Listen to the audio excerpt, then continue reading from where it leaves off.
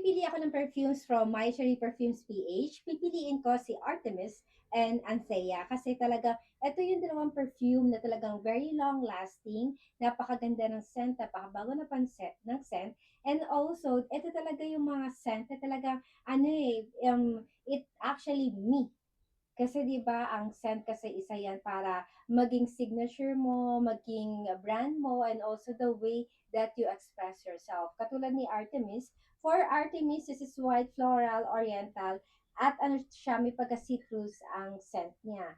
When it comes to Antea, si Antea naman may pagka-vanilla, may pagka-coffee, and expensive. Because that's what I want to feel. I want to feel expensive. I want to be seen as expensive.